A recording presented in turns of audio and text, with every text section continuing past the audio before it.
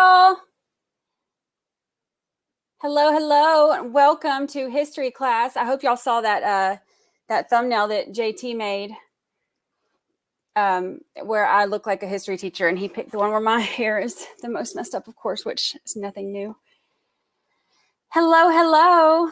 Thank you, Red Pen. That's actually all JT. JT did the music. He did the intro. I am challenged at that. I had to have him text me how to even hit the buttons to turn it on because it's not my thing.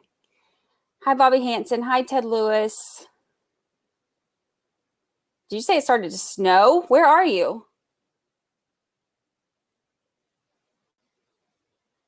Oh my gosh, I've had my windows open all day. I'm in Florida too, so it's lovely here. Hello. I'm so glad y'all came. Montana, it's snowing in Montana. That's why I live in Florida. Oh, Minnesota. Y'all are all over. It's too cold for me anywhere north of where I'm at. So we will get started. I have had so many people say that they're having issues with understanding the absolute chaos and mess that is Lori Vallow and everything that surrounds her. So I have put together, I have two separate parts of it. One is like kind of like the history of how they got to the main 2 years that we're looking at, which are 2018, but mostly 2019. So I have like a history of kind of how we got there, which is a little bit more brief. And I have graphics because, you know, I love me some graphics. And then for 2018 and 2019, I have a chart because, you know, I love me some charts. So I have it separated into two separate parts. So I'm going to do kind of a Cliff's Notes version on the important stuff of how to organize all of this mess so that when we're doing the lives, it helps to kind of file that information into your brain when you have a better visual idea of what the heck is going on. So we are going to get started. I'm going to figure this out too. Normally, I'm not good with the electronics, but I've got it. I'm going to figure it out. All right.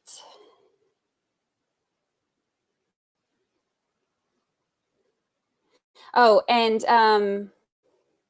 the Churchwell chart is not all the way complete. There are still things that we are going to be adding in as they go over them in trial, but this one has a good bit of stuff. All right, so we're going to start. Let me open my little graphics.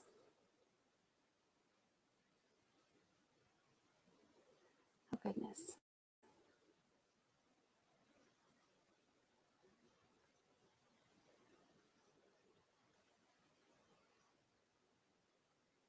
There it is.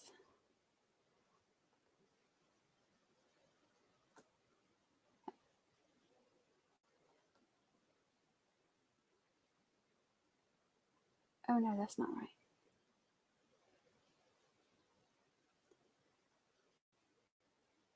How do I make myself little?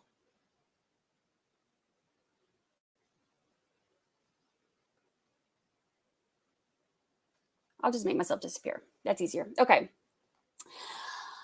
All right. So there are a lot of people that are involved in all of this nonsense.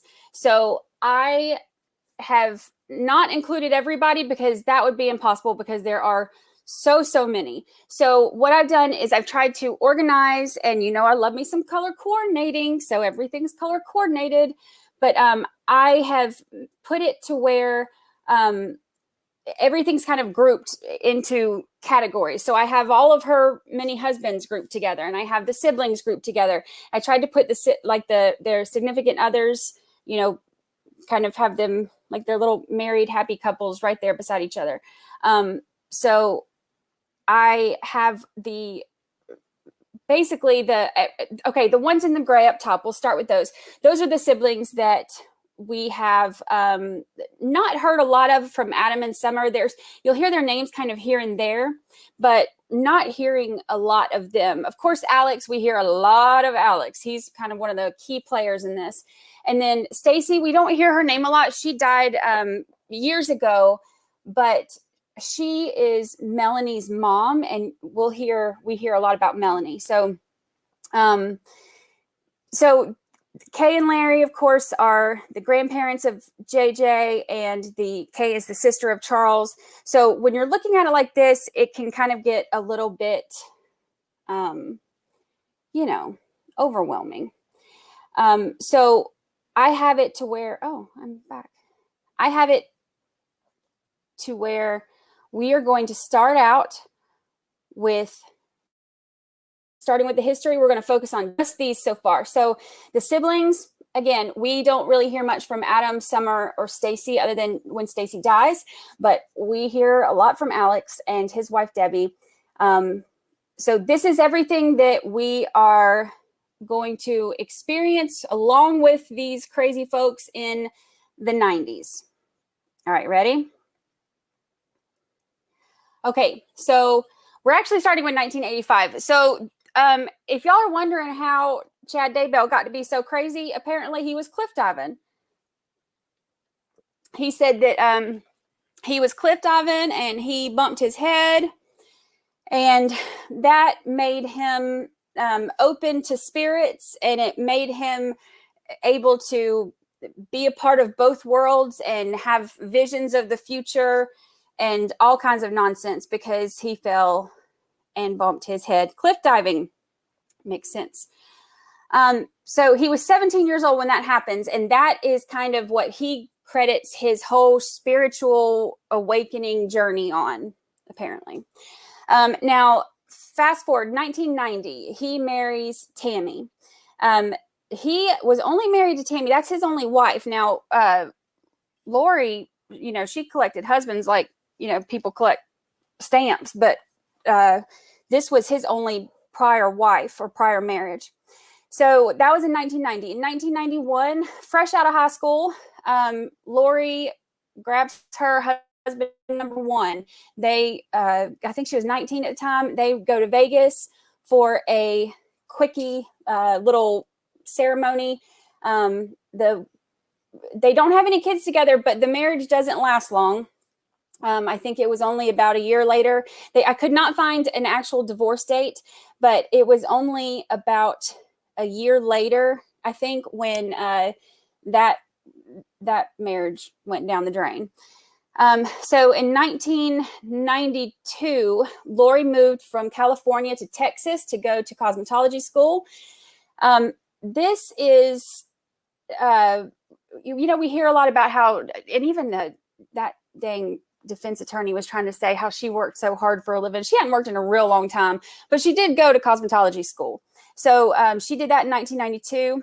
Now in 1993, old Chad Daybell hits his head again. He has some kind of mishap where a wave causes another kind of experience where it opens up a whole nother realm to him, and he calls it the veil. So now he's even more open spiritually, and now he has even more, power in both worlds and all that because of a wave. So blame a wave for everything crazy in his life. Now in 1995, we go to husband number two. So that's the longest that she went without a husband, was I think 2 or 3 years.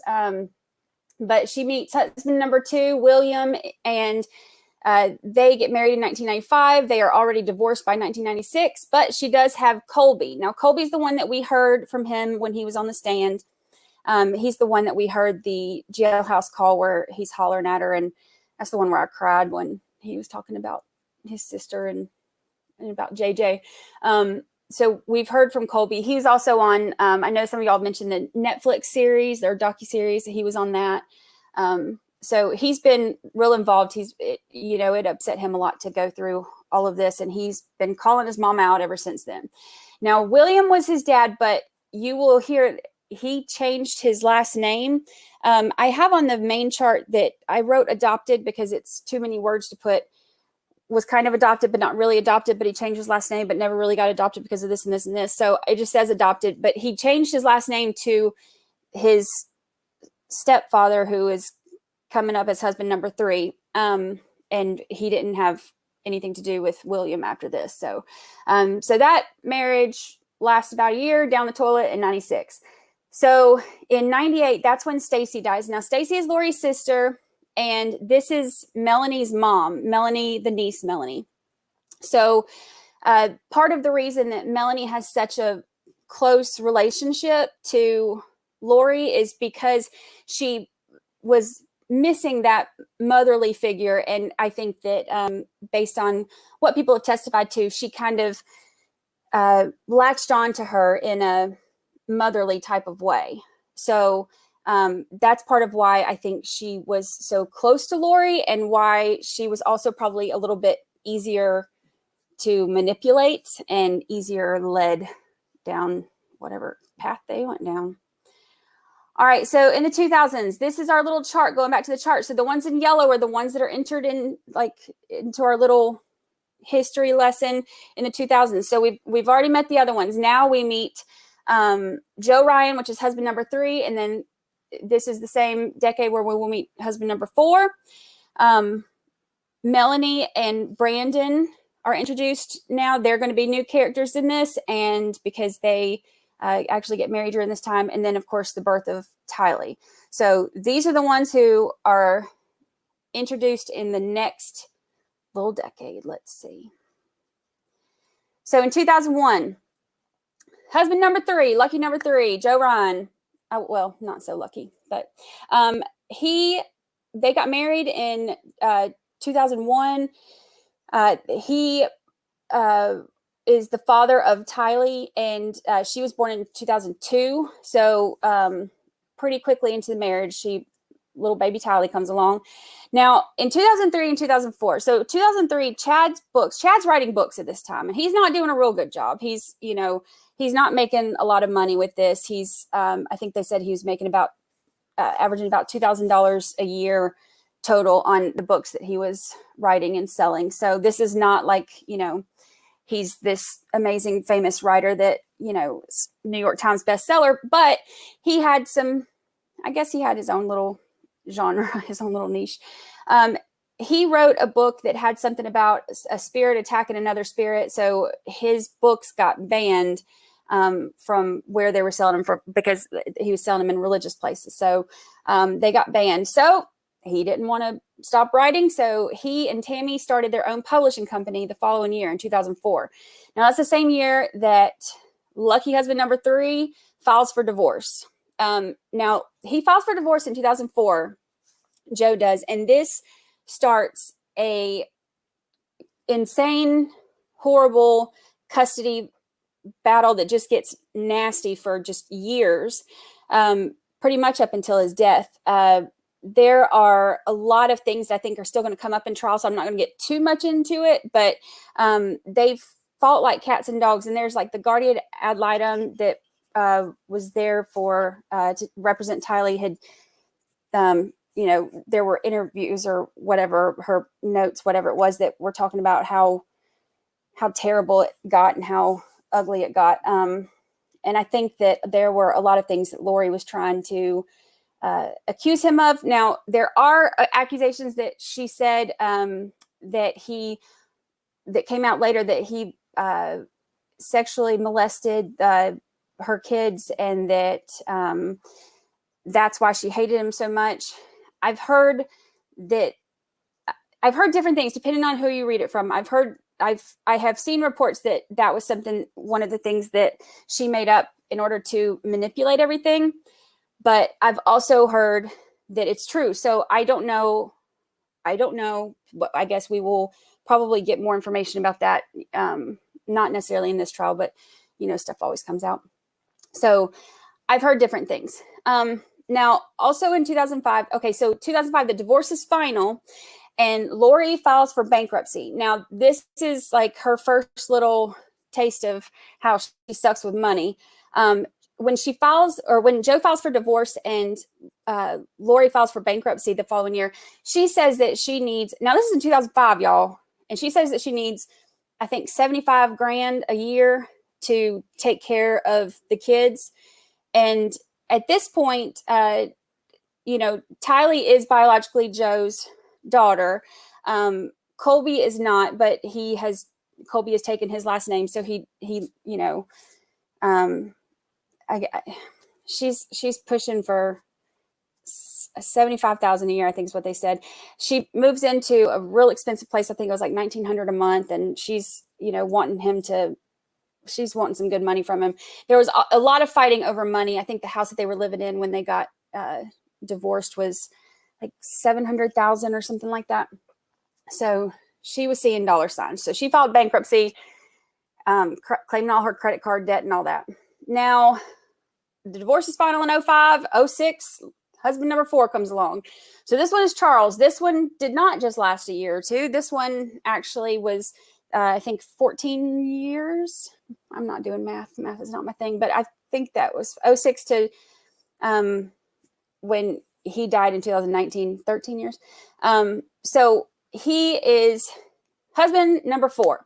So in the following year, 2007, Alex, this is the first we really hear about Alex. So Alex attacks Joe, husband number 3, and he is charged with aggravated assault with a deadly weapon. So this is what happens. So the custody battle and everything had gotten so bad that they have a place where you go and drop the kids off. So that way you never have to see each other. It keeps the parents from having to fight like cats and dogs when they see each other. So the idea is she goes and drops Tylee off and then leaves, and he shows up in a different area or a different door or whatever, and they never have to see each other. So Joe is coming out of the visitation place, or maybe he was going in. I think he was coming out. And all of a sudden, Alex comes out and he attacks him. He tases him. He starts reaching, and first Joe thinks it's a gun.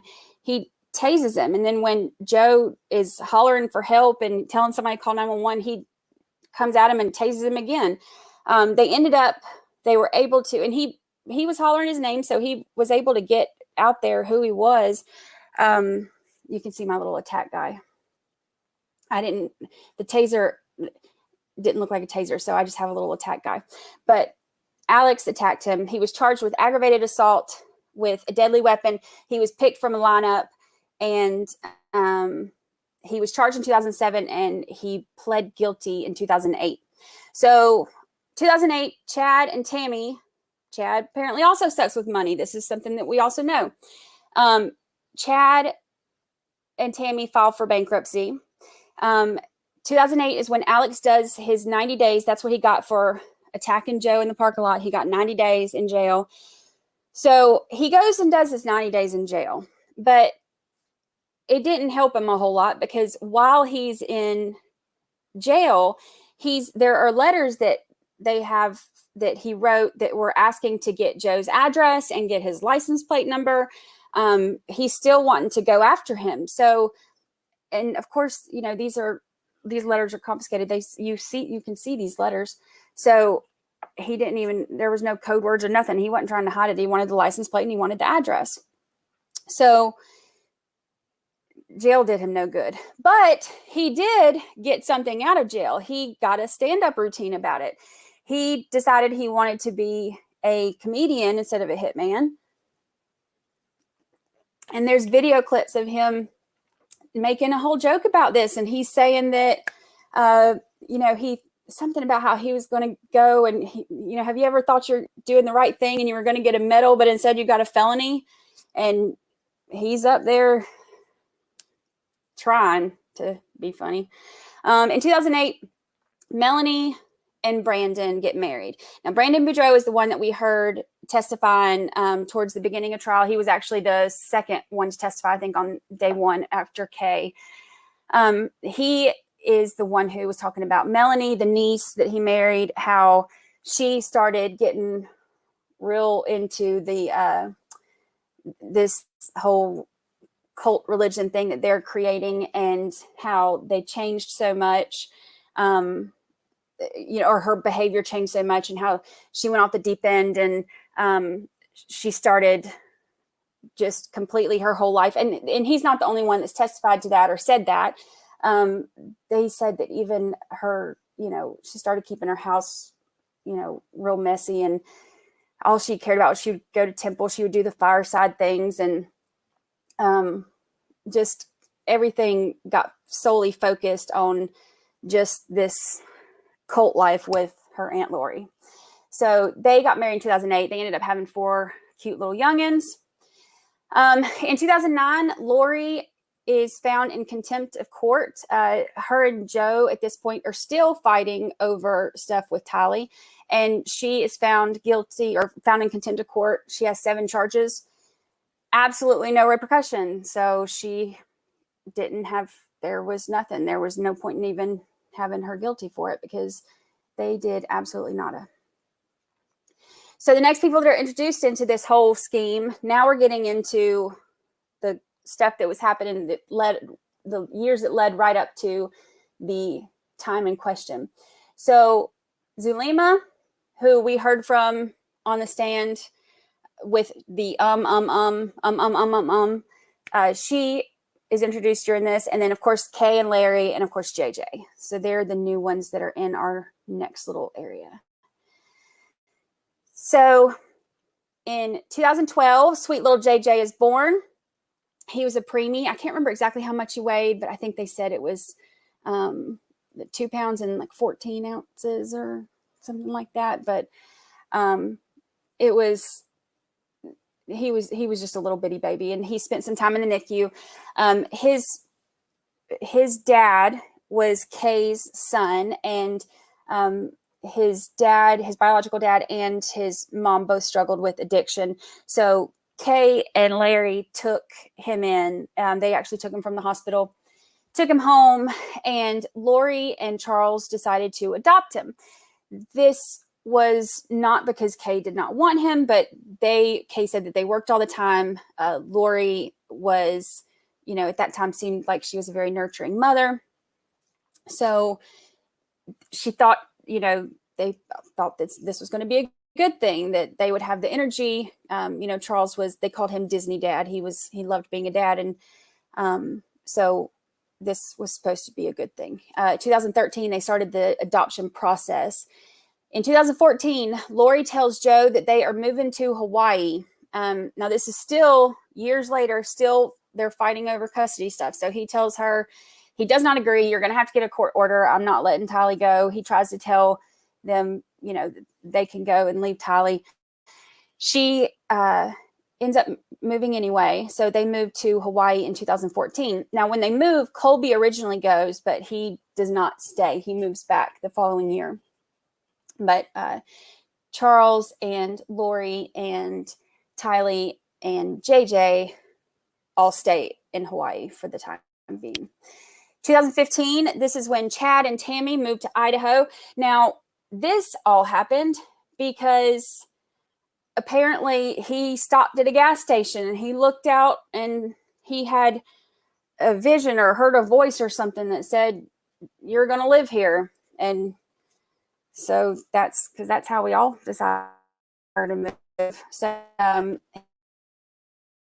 Tammy, was not into it, I think, but talked her into it, and they moved to Idaho. In 2016, everybody that was still left in Hawaii moves back to Arizona. And then in 2017, Chad meets Gibb. Now, Gibb is Melanie Gibb. We heard her in her testimony too. She's the one who, she was basically the best friend of Lori. And I know that during her testimony, she's trying to, she sounds like she's trying to distance herself. Like she's, making her testimony make her sound like she's more on the outside than she was. But she was she was pretty tight with Lori. And she is the one who recorded the phone call, but she's the one who Lori told to tell police, she was like, tell police you have JJ, just go take random picture of a kid at the, running around and tell them it's JJ. And originally she did lie for Lori, and then she ended up coming forward later and told police that she lied, and she recorded the conversation asking, why did you ask me to lie, and where is he, and is everything okay? And that's when Lori was saying, you're turning against me.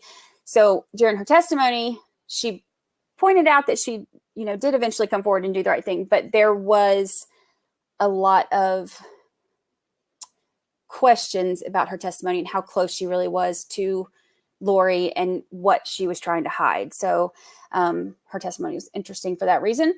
To the end of 2017, we've heard so much about little Bailey. Now, we talked about this in the live chat last night too, and we were talking about the service dog and what he needed the service dog for, or if it was an emotional support dog. So I wanted to get the answers for that. So I found out today. So JJ got Bailey as, it wasn't just emotional support, it was a service dog. So he was having trouble sleeping through the night, and Bailey did help him sleep through the night. But the biggest thing was JJ had a tendency to wander off. So Bailey was trained to alert Lori and Charles if JJ happened to wander off. So that's why he was so important. Sweet little Bailey. And then that is the end of 2017. So 2018 and 2019 are where everything starts going nuts. Now we'll get to the church world chart. Let's see. I've been reading the chart. I hadn't even seen if y'all are answering questions. I'll look at your stuff for a second and tell me if you have any questions. Or if I missed some. I'm sure I missed some. I've been reading charts.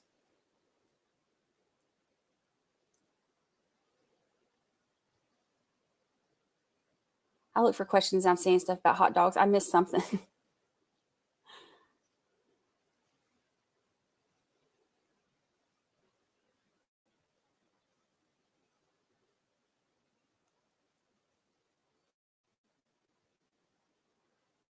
Yeah, I see Life with Bailey where Melanie Gibb and Melanie Bordeaux should have been charged with something. They had there. I think there was more to it than either of them are. I know that Zulema had some type of immunity in some way, but I don't know exactly what she got away with. But she's reading some of her text. Woo, she should have been charged with something too. All right, so 2018, this is where stuff starts getting wild. Let's see if I can make this bigger. I don't know how I'll make it bigger.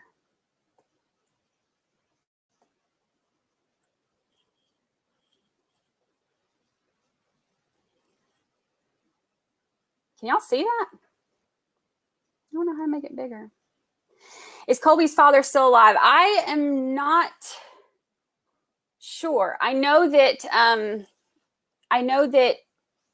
when Joe passed, he was found in his apartment, and he wasn't actually even found right away. So I know he's passed away, and they said it was heart problems. But they went back and looked. He was cremated, so it was hard, but they went back and looked to see if there was something, something fishy about that one, since all these, fishy issues were popping up all around them. They had saved pieces of his, I think, liver, and I can't remember what else for the talk screen. But he had been cremated, so there wasn't a whole lot they could do. But they weren't able to change anything. They still said that it was natural causes. So, but who knows? I think it's too much of a coincidence with him and the brother. Okay, I'm figuring out how to make it bigger. Yeah, heart problems.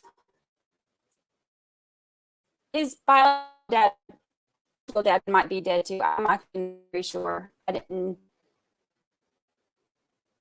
He looked estranged. I'm not really sure.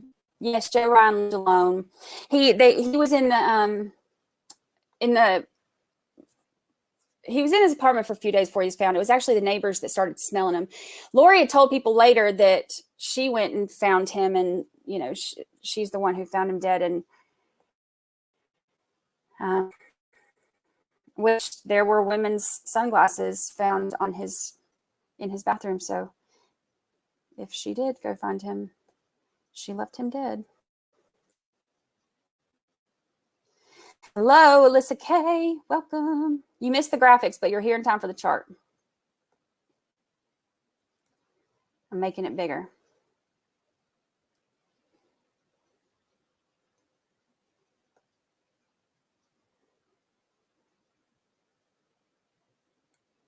Okay, is that bigger?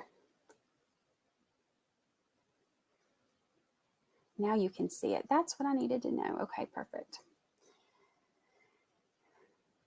All right, so I think I can still make it just a little bit bigger.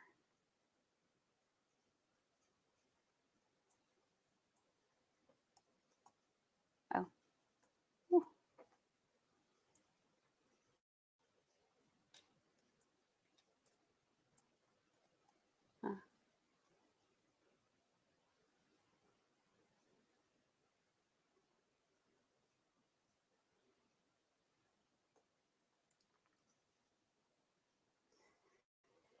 Okay, I think you should, oops. I think we should be able to see it now. I didn't know that the service dog was to keep him from wandering off either. I'd heard when I was looking it up today, that was one of the things that I found, that he had a tendency to wander off. And I think they paid like $9,000 to for the training to have him be able to alert when that happens. Okay. Oh yeah. Yes, she wanted to. Brooklyn. Yeah, she said she did not have a murderous heart. But then she said she wanted to either murder him or get in with the church or whatever. She's a Looney Tune. All right, so 2018. All right, so Colby gets married to Kelsey. Now, Colby has said in interviews, this is some weird stuff, because he says in some interviews that when he got married, that his mama almost felt like it was a competition. He said that she became kind of like jealous wife and real weird about it. Real strange stuff. So I guess, I know that that's a type, where she likes to be the number one woman, and I get that, but a little creepy to be like that with your son. 2018 January, this is also the time when Lori and Alex started getting really close. So they did not, Colby wasn't a fan of his, and he said that. I think that there's not a lot of people that were fans of Alex. He had a lot of issues. He was, I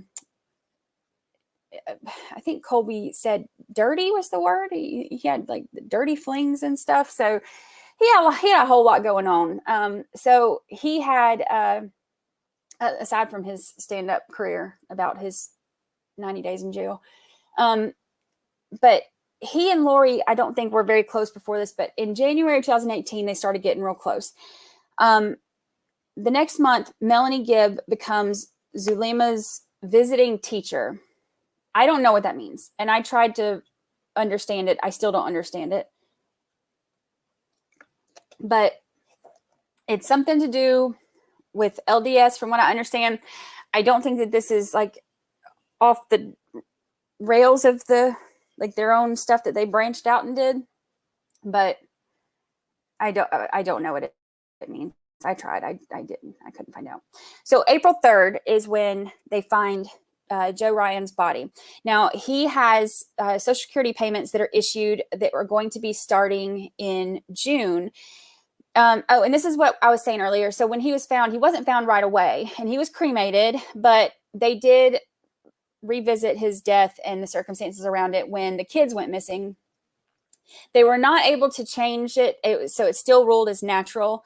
But this was also strange too. So Lori didn't notify his sister or anyone else in his family of his death. She just kind of kept on trucking. She didn't tell anybody about anything.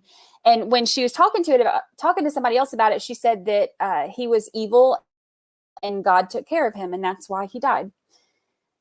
Strange. So in May, the next month, I guess after they find out that that Joe has passed, Lori invites Joe's sister Annie to come for a visit and see Tylee. Annie has talked about how she saw such a dark side to Lori when she was there, and that just nothing felt right, and that she wasn't, she wasn't working with a full deck at that moment. So I think she had already started off the deep end, and she was acting crazy. Okay, in June, that's when Charles signed on the Jeep for Tylee. And then the 14th is when the payments for Joe's Social Security began for Tylee. Fast forward to September, Chad begins his podcast, Glimpses of the Veil. And the veil is how he explains when we were talking about how he hit his head, he bumped his head, and now all of a sudden he has a part in both worlds. Well, I guess it's the veil that it connects the two worlds or whatever. So he thought everybody should want to know about his experiences, and he started his podcast, Glimpses of the Veil. This is also when Lori meets Jason Mao, who introduced her to Melanie Gibb. And then it's Tylee's 16th birthday on the 24th, which this is unfortunately the last birthday that she won't get to celebrate normally. Let's see, in October. So this is about the time, because now she's met Melanie Gibb. Now she's meeting Zulema. Melanie, her niece, is starting to come to the dark side, and she's over here hanging out with them a lot. She also meets Julie Rowe, who's into a lot of the same beliefs they are. Julie Rowe is actually good friends with Chad for a while. It ended up going pretty south pretty fast. I think that she actually said that he sexually assaulted her, and that was its whole own big mess. But this is about the time when their little group of what will become kind of like their own little cult, this is when they start getting formed, I guess you could say. Lori tells people on the night, and this is on a recording, she tells people on October 19th that she wanted to murder Joe Ryan, her ex-husband. And she said that this is when she said that, it was either she was going to murder him or, get more involved in the church, to the higher level of the church or whatever. And then later this month, Lori meets Chad at a conference in Utah, and everything goes downhill after that. So this is the conference where we know that they said that when she met him, she was acting like a little schoolgirl and all that nonsense. Joe's life insurance policy is paid into Lori's bank account for $65,000 on the same day that she's there meeting Chad. So this was supposed to be, this is the life insurance policy. It was paid to her, but it was supposed to be, she had said that, this is for Tylee, that she's, using this for Tylee, but that didn't happen, of course. We know how she is with her money.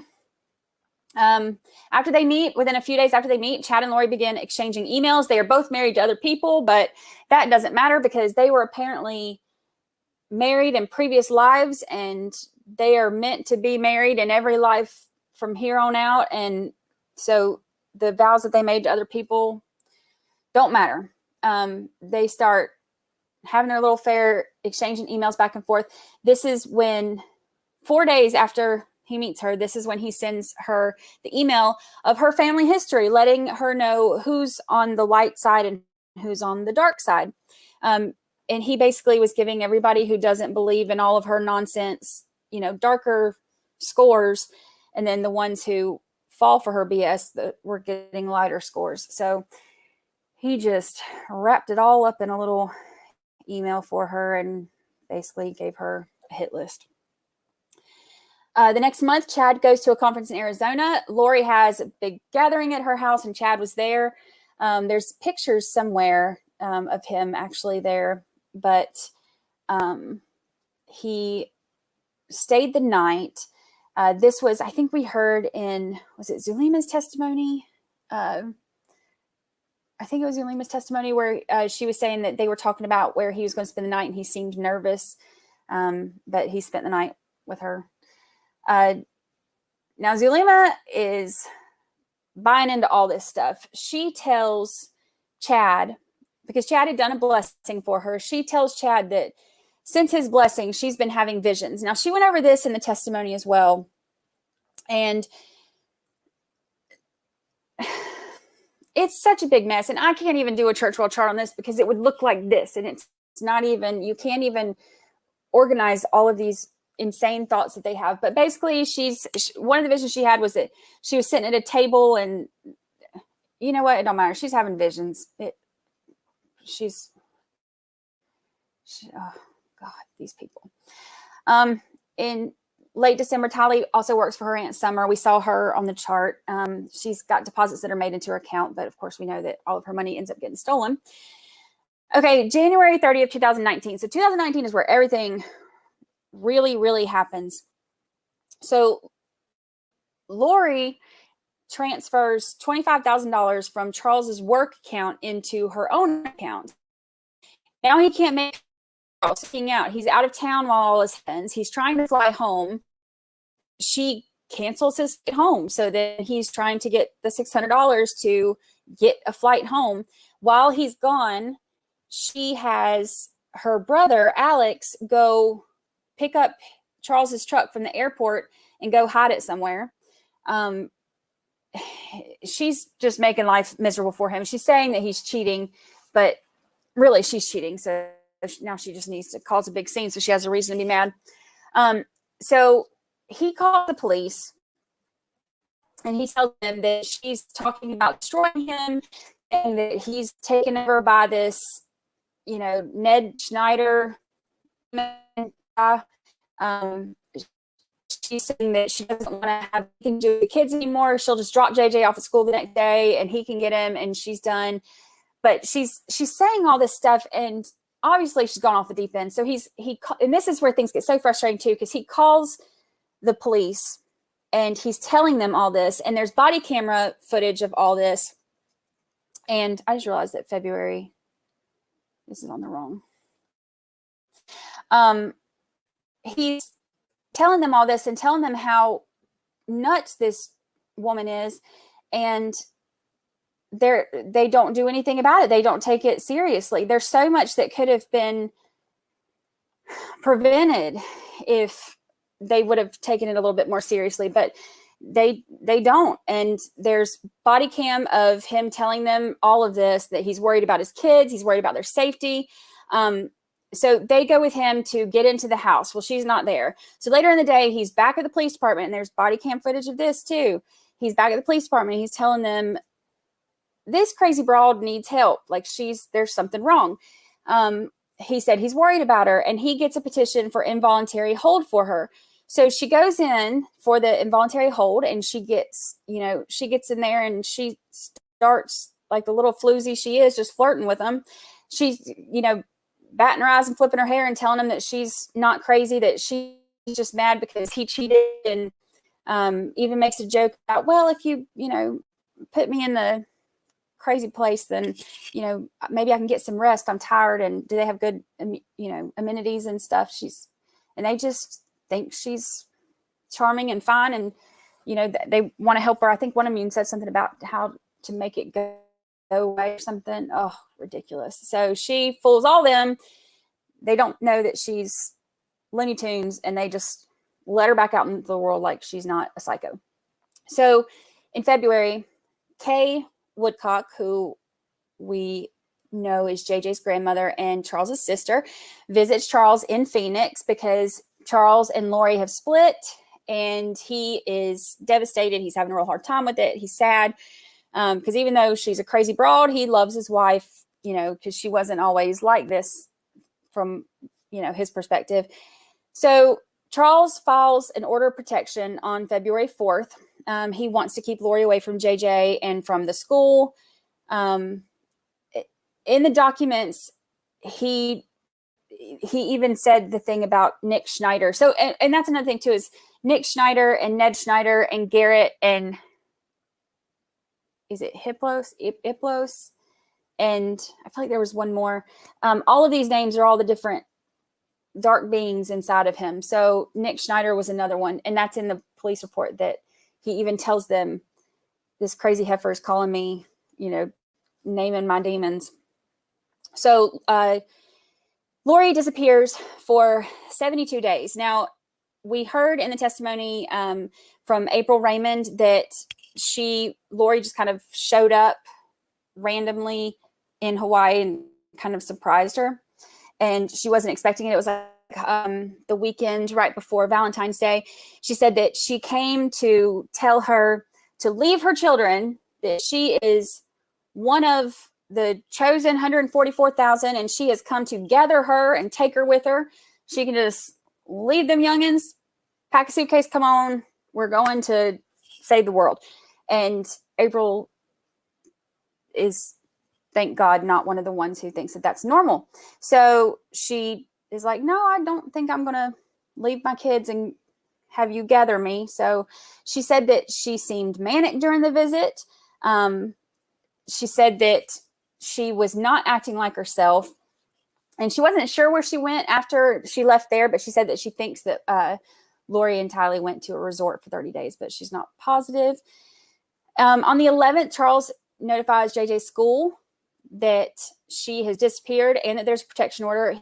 He takes JJ out of school, and because now he's planning on moving. He ends up figuring out homeschool situations for him, but he doesn't want to have, you know, he doesn't want her to be able to just go get him. He files for divorce on the 15th, and he files for sole custody of JJ. And then a couple weeks later, he calls because now he's filed for divorce, he calls his life insurance company, and he's going to change the beneficiary to his sister. And they tell him that, oh, no, your password is wrong. So he doesn't know why his password is wrong, but they were like, oh yeah, you just changed it on the 20th. So he believes that it was changed by Lori, possibly Chad, possibly together. But he had to prove it was him and reset it because they had called and changed his password a few days before this. Somehow this crazy heifer convinces him that they're going to be able to work things out. So he dismisses the divorce petition. Charles goes to Summer and Alex's, both of their houses, looking for Lori, which that's her brother and her sister, looking for Lori. Alex is texting Lori saying, you know, hey, he's coming over here looking for you, whatever. Law enforcement finds out that Lori is in Idaho. She flies back to Arizona.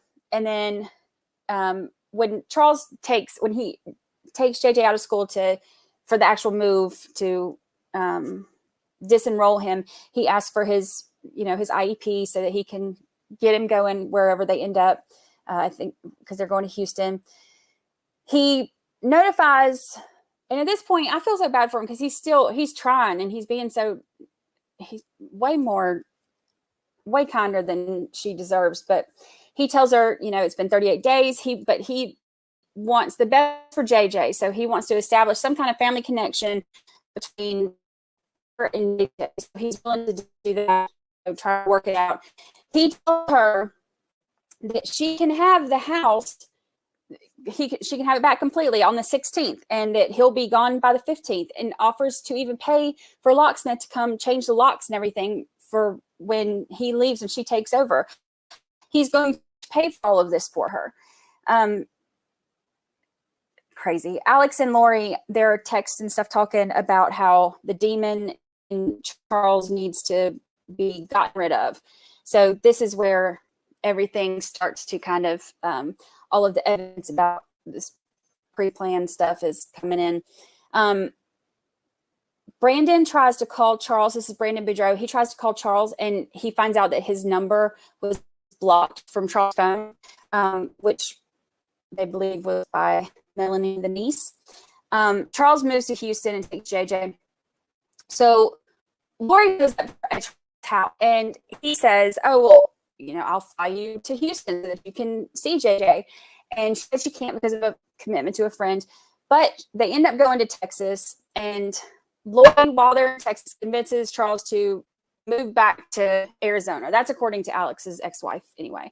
But she goes to Texas, and she's going to stay with him for a while there. Moves in with him and JJ.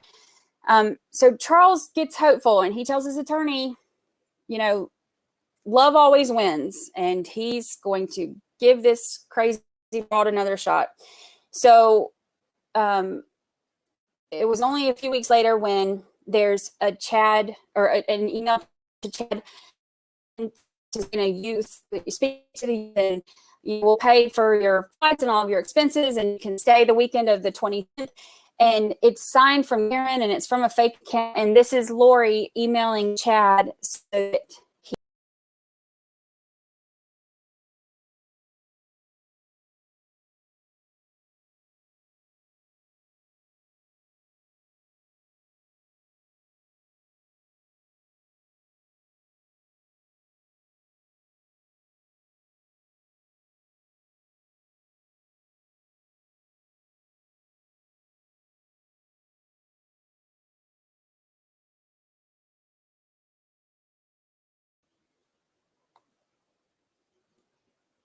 I don't know what happened. Can y'all hear me?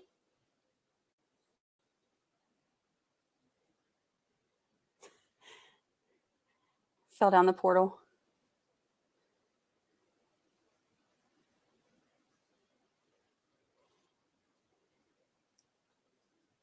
Can y'all hear me?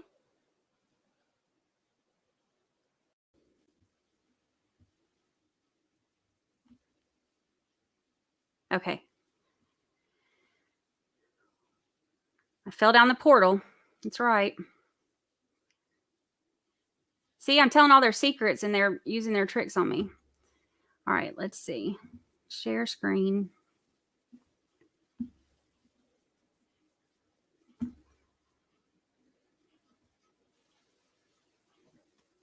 Did it work? Okay, it worked.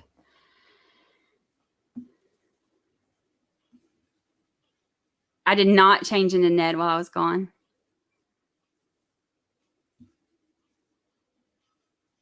Found my portal. Okay, so in April, bless his heart, Charles wants to work it out.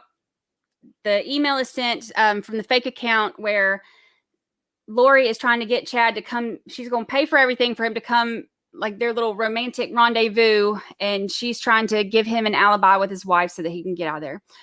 Well, of course, that ends up being a nightmare. This is about the same time that Tally, there are messages between Tally and Lori where Tally is complaining because she doesn't want to be left alone for the weekend. She said, you brought me out to Texas and I would have stayed in Arizona. She was basically just left alone for the whole weekend while Lori went off and did her thing with Chad. Poor child. Okay, in May, Zulema sends a text to Chad that someone in Lori's family is going to die. She's interesting. There's a screenshot on Lori's phone of the malachite wedding ring. So now this is May, and they are already looking at the malachite wedding rings. Now, at this point, both of their spouses are still alive and kicking. They're still here, and they're still married, and they're looking at wedding rings. So stuff starts to go bad again. Charles starts looking for Googling divorce stuff for Texas. The weekend of May 17th is the last weekend that Kay and Larry got to see JJ alive. Lori's in Arizona a couple weeks later, said that she's going to do a podcast and she plans to meet up with Zulema. She flies to Salt Lake City. So she's just traveling around, living her best life. Now, the text that her and Zulema send, they showed some of them the other night. This is some weird stuff. She's talking about the fire and how she's going to use the fire and all of that stuff on Charles. And this is what is so sad to me. She's talking about putting the fire energy toward Iplos, whatever Charles's demon, his newest demon is. But she also said that she will be there to see when JJ's spirit goes to the presence of the Lord, and that she and the angels will protect the bodies so that they aren't possessed by evil. So this is May 29th, and there are texts where she's talking about being there when JJ dies.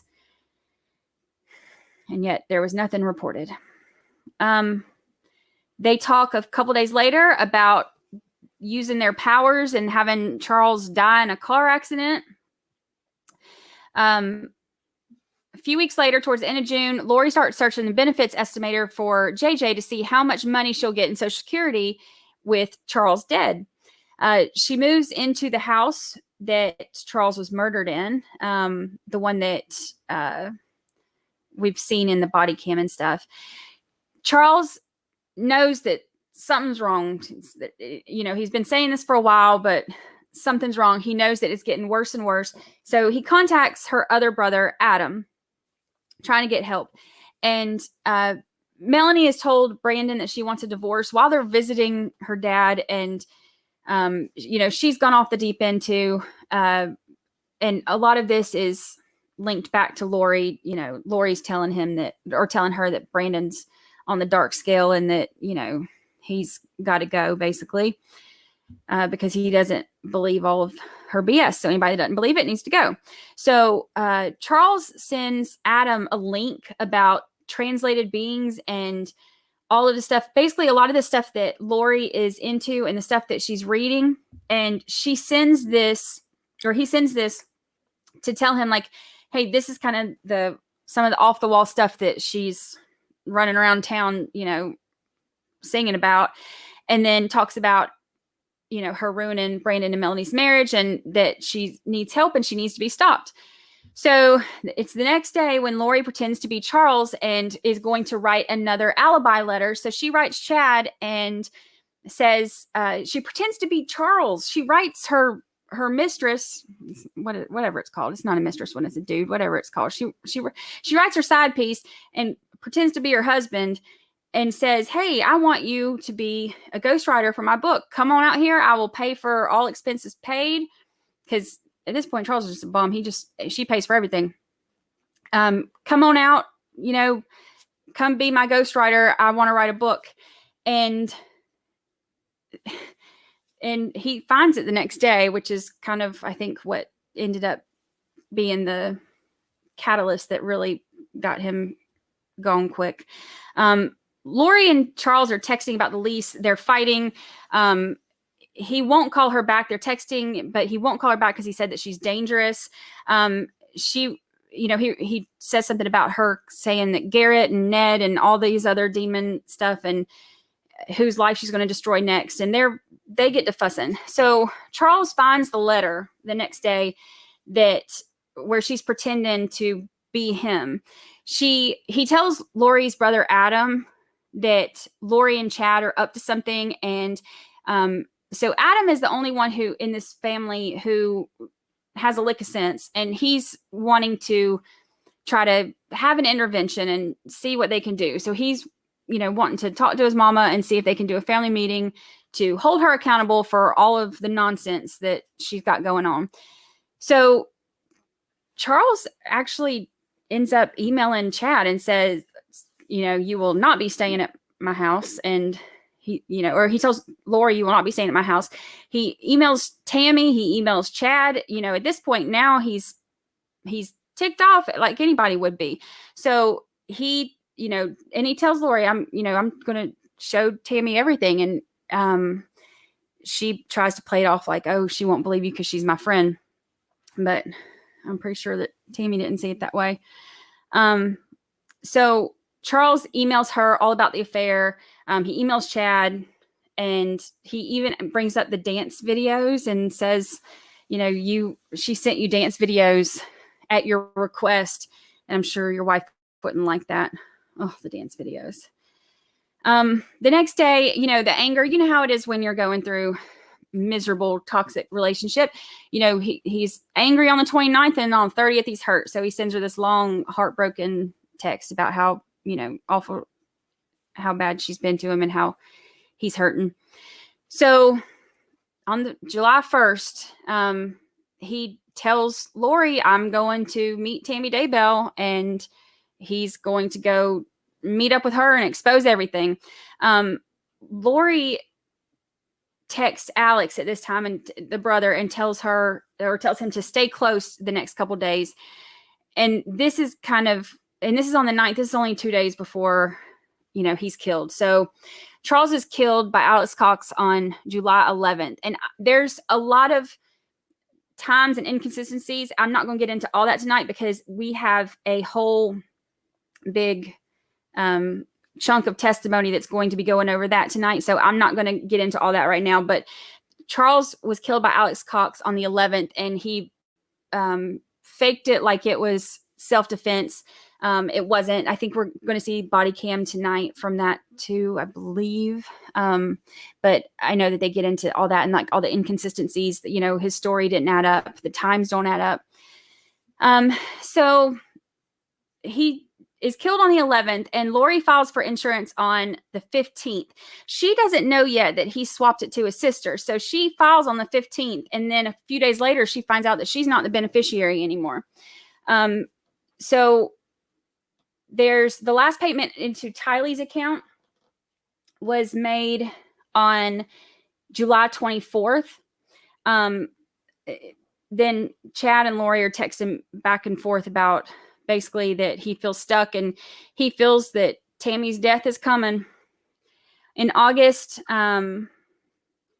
they're attempting to sell JJ's service dog for more money. There's flying back and forth. This is all being paid for pretty much by Lori and all the Social Security money and all that. Kay has her last contact with JJ. The last time she gets to talk to JJ is on August 10th. On the 12th and the 16th of August, Lori changes the Social Security stuff to go into her own account. And then on the 19th, there's a joint account with Tylee that's opened with Lori. So I guess she needed that one last signature. And then the initial deposit of Tylee's Social Security goes into that account. The last day of class was for JJ at Life Academy was August 30th. And that was the last time Colby got to speak to Tylee. Lori took JJ and Tylee from Arizona to Rexburg, Idaho. And then September, Alex makes that horrible joke about the password being for their network being too many kids. And Lori says that's funny. She emails JJ's old school, and she says that Charles died of suicide. Not that he died by, not my brother shot him, but he died by suicide, and that she's moving to California for job promotion. Well, of course, she's not moving to California, and she don't even work. So I think that she just didn't want anybody to know where she was actually going. Chad is Googling on September 8th, the southwest wind direction. And that is terrifying because that's the last day that Tylee was seen alive, and we know that he burned her body. So him Googling the wind direction may have had to do with the burning. He also on this day increased Tammy's life insurance because he's about to get rid of her too. So he increased her life insurance and made it retroactive to start at the beginning of the month. Now, the day after Tylee goes missing, Alex and Chad's phones both ping on Chad's property near where the bodies were found. Tylee's now missing, but there's new sources being added to her Venmo. Alex's ex-wife tells police that all this stuff about how he had told her that with the other previous husband, the one that he attacked with Joe Ryan, how he wanted to trick him into a fight and then kill him and then say it was self-defense, which he said that he wanted to do that with Joe, but then that's what ended up happening with Charles. So with the kids missing and everything, that's, she calls to tell them that. And she also tells them, this is gross. She also tells them that Alex and Lori had a very inappropriate relationship, that he touched her. I don't even like saying it was brother and sister. That's gross. He's touching her in spots he shouldn't be touching her. And then that she would jump up on him and wrap her legs around him. And then, he'd bounce her up and down. And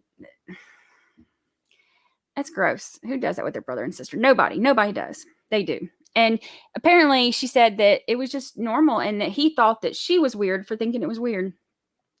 So apparently they had a very inappropriate relationship. Now, during this time, too, we know that the cameras on the 17th, the camera records JJ playing outside in Idaho. So we do know that he was still alive at that time. His the Social Security benefits are coming for him.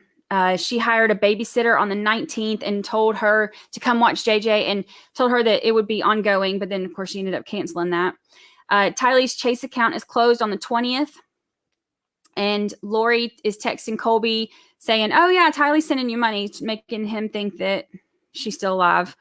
The last time JJ was seen was on the 22nd.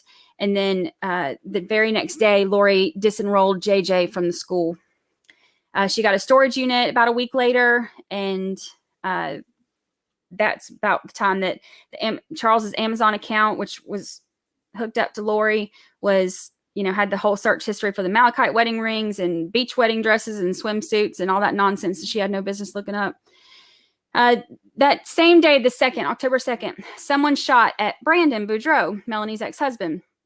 This is the shooting we heard about with the Jeep that was Tylee's Jeep, and we believe it was Alex hanging out in the back trying to shoot him.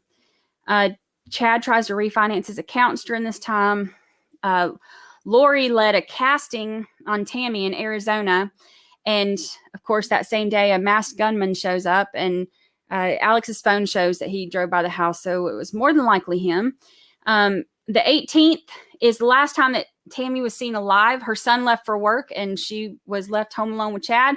And that next morning is when he called, and she was dead. They originally said it was natural causes. They went back and exhumed her body, and it was asphyxiation. He killed her. Her funeral was on the 23rd, and then the 24th, he files for life insurance for her death. He gets his first payment on November 1st. Everybody gets married in November. All the crazies go get married in November. So Lori and Chad get married November 5th in Hawaii. Alex marries Zulema in Vegas on the 29th, and then niece Melanie marries that Ian Pulowski guy in Vegas on the 30th. So Alex and Melanie get married to their people in Vegas back to back on the 29th and 30th. But everybody all the crazies go get married in November. So this is also the time when Kay hooked up the printer and said she got into Charles's Gmail, and that's when she found the Amazon stuff. And so she started getting on Lori's case, started figuring out that heifer ain't right. There's the emails during this time too, where Charles is looking for housing and saying, they don't have any kids, no pets. Tammy's life insurance finishes paying out. There were two, she got the other check goes into Chad's account. And then the 26th is when Rexburg police do a welfare check on JJ and Tylee. This is when Lori asks Melanie Gibb to lie about it, and they come and do the welfare check that day. Chad lies about even knowing. He's like, oh, I barely know her, but they already know that when they go check on him that they're already married at that point, so they know he's lying. That night, they left town. So they knew the jig was up, and they got out of Dodge. And then in December 6th is when Melanie Gibb calls the police and tells them about them asking her to lie. And records the conversation on the 8th. She calls police on the 6th, records the conversation on the 8th. And then on the 11th, Tammy's body is exhumed. And Alex says on the day her body is exhumed that something to his wife, something to Zaleem about how he hopes that he's not going to be the fall guy for this. And then the next day he dies. And you cannot convince me that he died of natural causes. I don't care what that certificate says. There's foul play. That man did not just die of natural causes on the day after that. He was going down. You cannot convince me otherwise. So January 2020, Lori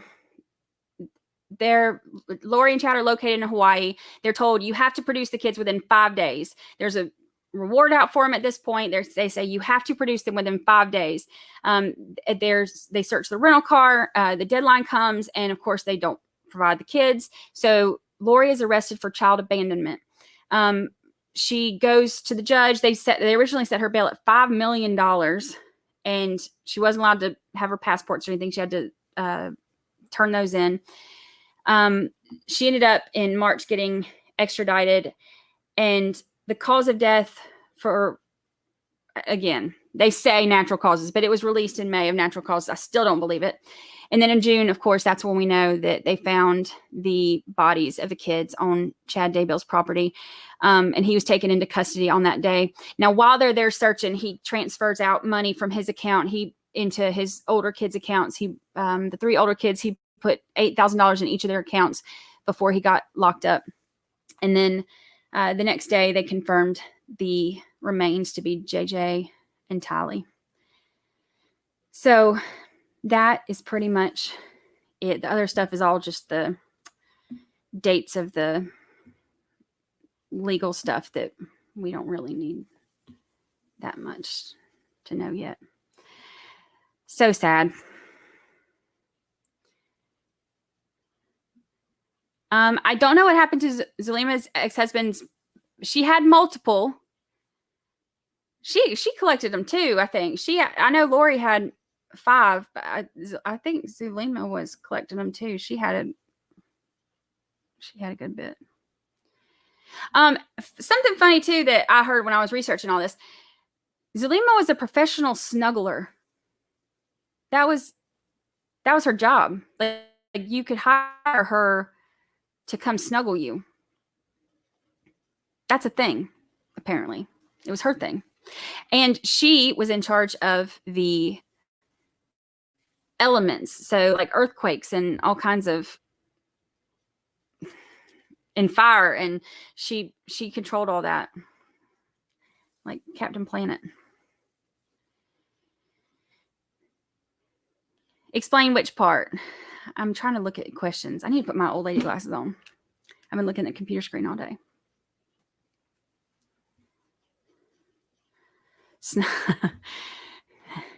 That may be true.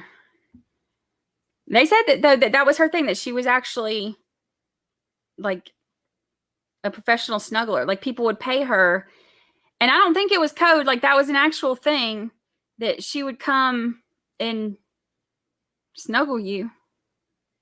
Yeah, I guess you can make money snuggling. I mean, I just, that's why I have a dog. But I guess people pay cult members to come snuggle them also. I don't know how much it pays, but we should look that up. Maybe on LinkedIn, we could find a professional snuggler and ask them how much they make. No way. Were you really a professional snuggler?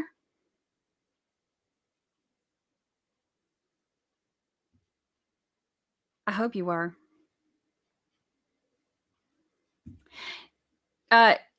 This stuff is very hard to believe. And what's even harder to believe is that people actually believed it. And there was more than one of them. This is not just somebody going off the crazy train.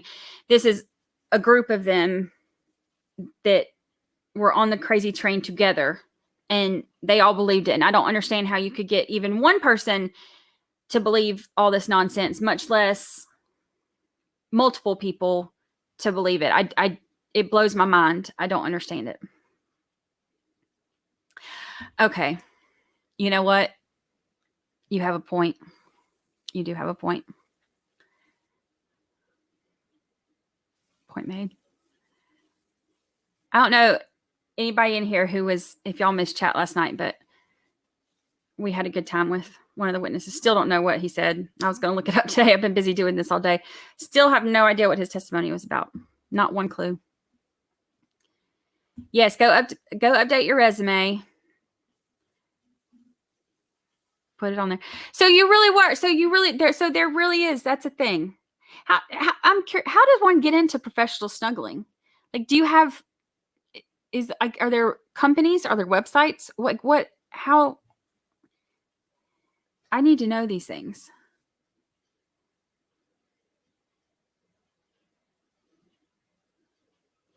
Her other brother, Adam, seems to be like the normal one. He seems to be, he was the one that was wanting to help Charles and, have an intervention and all that. So he seems to be the normal one. I don't know that much about Summer.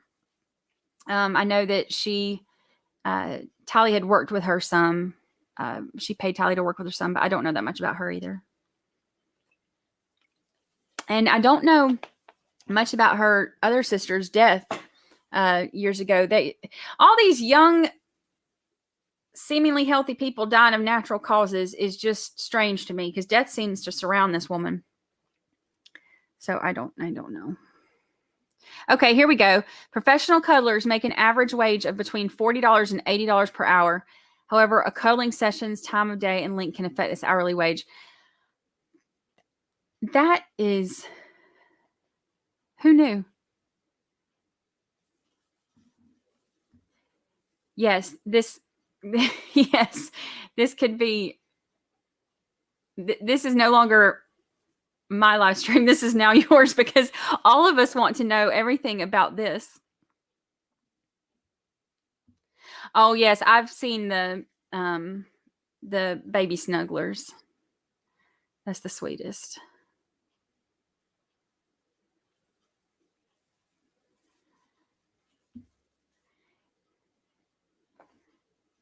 The timeline of Lori going to Burger King and Walgreens before they went back to Smile outside with Charles.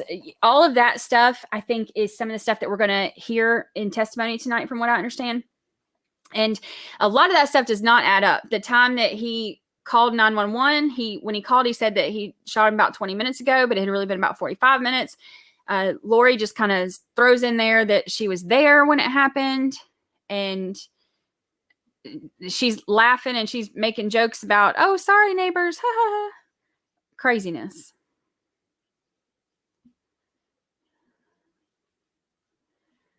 $40 to 80 hours, or $40 to $80.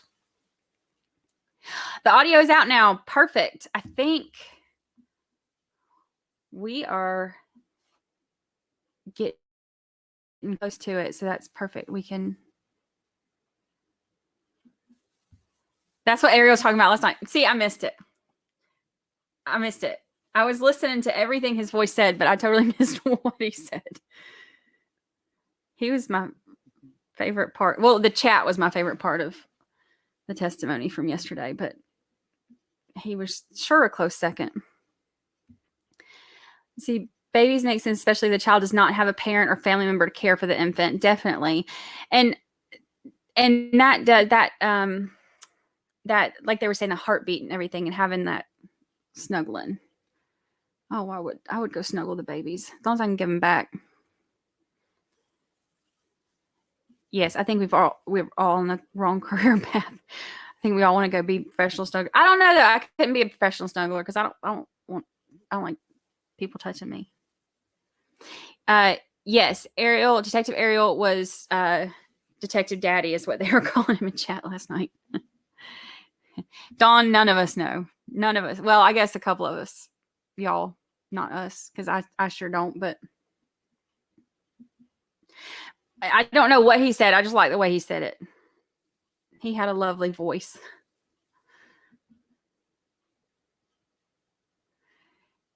Yeah. Yes, I was going to go re-listen today, but I spent most of my day working on this, so I never did get to go listen. But I will have to catch up on what he said because I missed it completely.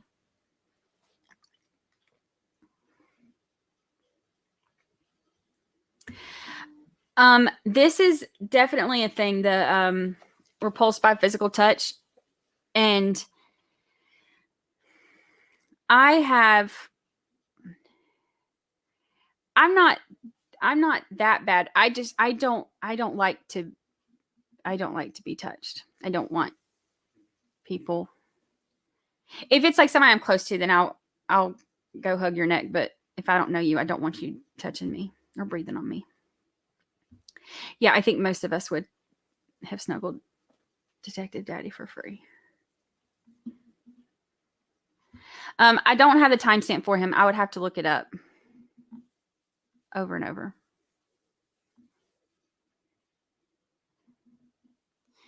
Yeah, he probably was giving us like the most important, most crucial stuff of all of it, and we all missed it. But that's okay.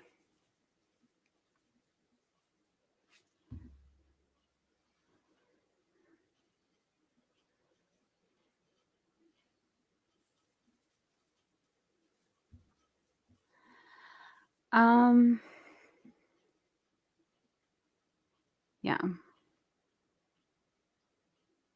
Oh, you know what? Maybe that's why, because I'm in menopause. Maybe that's why I don't want anybody touching me. Because I haven't always been that bad. But now that I'm in menopause, I don't want anybody near me.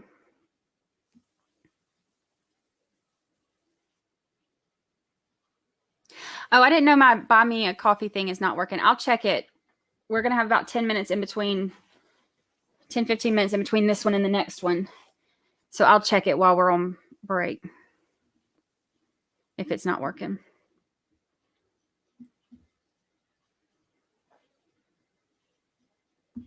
Yeah, listening, I miss more too because I think it's harder to focus on it, which is why we try to do the graphics. That's why I made the graphics, because I wanted to be able to look at something, because if I'm just listening to the audio, then I miss it. I have to have visual stuff, which is why I do the charts too. I'm very, very visual. I can't just listen to stuff.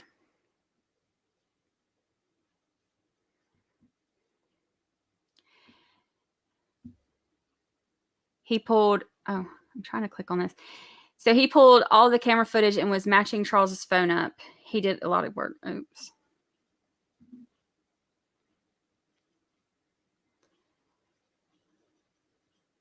Oh, the coffee thing finally worked. Thank you so much. I appreciate that. I love that buy me a coffee thing. That's so nice. And y'all have bought me pots and pots of coffee as I've been doing this stuff at night. Hot flashes. Yes, hot flashes are awful. And when they hit, they are the worst. My cancer sent me into early menopause, and so I guess it's better to go ahead and get it over with, but it was awful. Thank you so much, Brooklyn. Yeah, it's a lot of information, but I like taking all of it and charting it out and then picking out the patterns and the important stuff, the stuff that makes it easier to understand.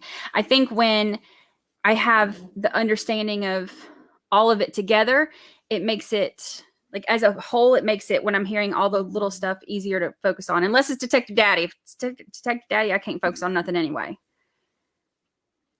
But if it's anybody else, I can. And let me see if I can, let's see. And I'll try to pull this up some tonight when we're doing our chat too.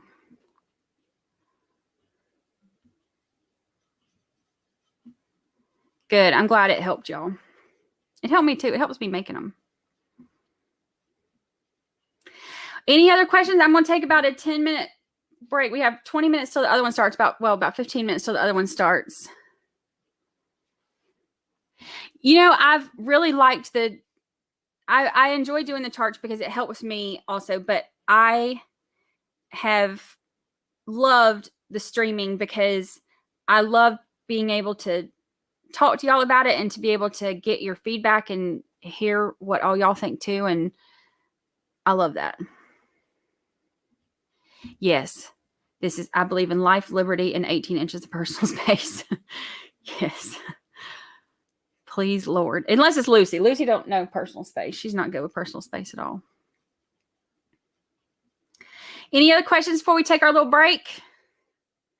I hope y'all join for the chat. I know there's a good bit of the witnesses today, so I don't think any of them are real long. And I think we have the main detective on there, and we get to see body cam. So while they're doing the body cam, we can pull up, because I think it's released on like the actual videos have been released, so we can pull them up and watch the body cam too.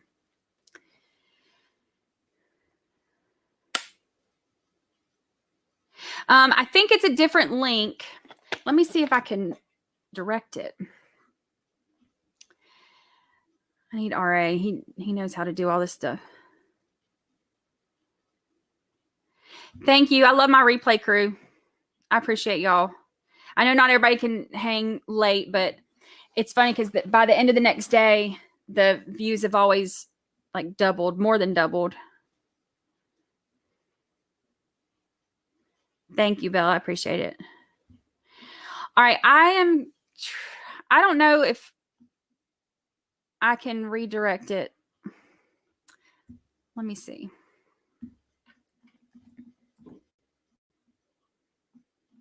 Lucy's starting to bring my flip-flops.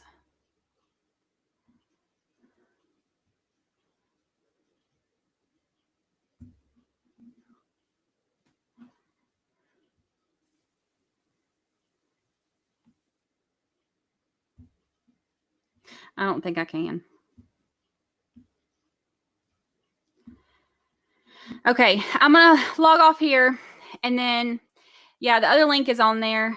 I can, if one of the mods can share it. If not, I can probably get it pulled up.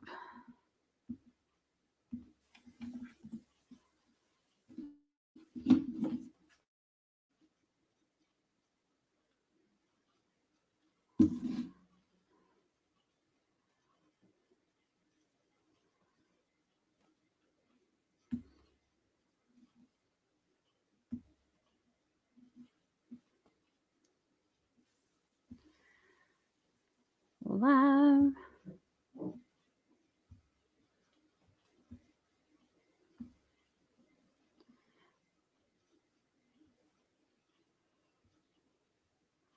Upcoming.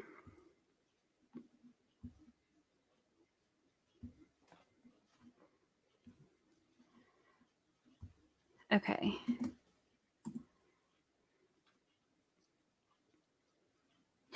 Yes, pause is instructed. Okay, does that link work?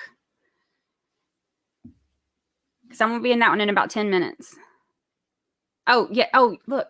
Amy's on top of it. My mods are the best. There's a link. Okay. All right. Love y'all. I will see y'all in about 10 minutes.